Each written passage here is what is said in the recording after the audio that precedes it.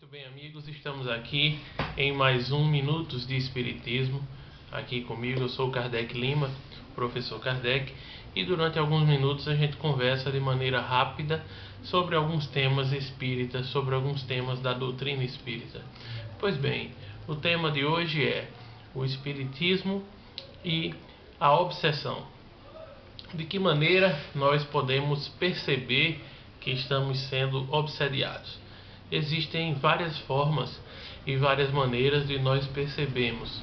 Primeiro, a gente precisa se deter aos próprios estudos dos livros da codificação, do livro dos espíritos, do livro dos médiuns, sobretudo, que nos passam informações muito importantes. O fato é que nós estamos rodeados de espíritos o tempo todo, em todos os lugares que nós vamos. Portanto, a convivência com espíritos não se dá apenas na casa espírita. A convivência com espíritos não se dá apenas numa reunião mediúnica. Então, é importante a gente saber que os espíritos estão conosco em todos os lugares e em todos os locais, na nossa residência, no nosso trabalho, por onde a gente vai. E aí, muitas vezes, nós não os percebemos o quanto eles interferem diretamente em nossa vida, né? E aí é que está. De que maneira a gente vai filtrar essa convivência com essas entidades, com esses espíritos, né? Todos nós estamos suscetíveis à obsessão. Em algum momento da nossa vida nós já fomos obsediados ou já fomos obsediadores também, né? Porque a obsessão também existe, a obsessão de encarnado para encarnado, também existe a obsessão de encarnado para desencarnado. Muitas vezes somos nós que não libertamos aquelas entidades, aqueles espíritos que já desencarnaram, e aí os prendemos perto de nós. É uma relação também de obsessão. Portanto, muitas vezes o obsessor é visto apenas como um vilão, e nem todas as vezes é assim, né? Muitas vezes nós é que estamos dando toda a brecha para que ele possa atuar.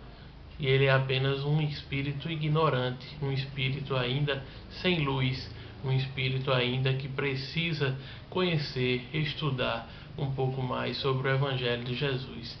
Portanto, passemos a olhar o obsessor não como um inimigo, mas sim como um irmão que precisa da nossa ajuda, que precisa das nossas preces, e que essa relação é uma simbiose que precisa ser eliminada aos poucos, com amor, com caridade, com fraternidade. É assim que funciona. Portanto, elevemos o nosso pensamento a Jesus, a Deus, aos nossos bons amigos espirituais, para os mentores espirituais que nos protegem, que nos guiam, para que a gente possa ter relações fluídicas, né, mais elevadas. Portanto, com essas vibrações nossas, estaremos protegidos e protegidas por um campo vibratório de luz que nos protegerá desses espíritos menos evoluídos que estão ainda por volta da crosta terrestre, que estão ainda vagando por aqui pela Terra, que estão ainda em trevas. Então, portanto, pensemos, o nosso pensamento é a fonte geradora de tudo. Portanto, através do nosso pensamento e também das nossas atitudes, do nosso lado moral, a gente vai poder atrair as nossas companhias, né? No Espiritismo a gente sempre diz: diga-me quem és e eu te direi com quem andas. Então esse é o ditado: diga-me quem és que eu te direi com quem andas. Portanto, não adianta a gente se queixar do obsessor e atribuir tudo de ruim e de mal em nossa vida ao obsessor. Seria muito fácil essa transferência de responsabilidade.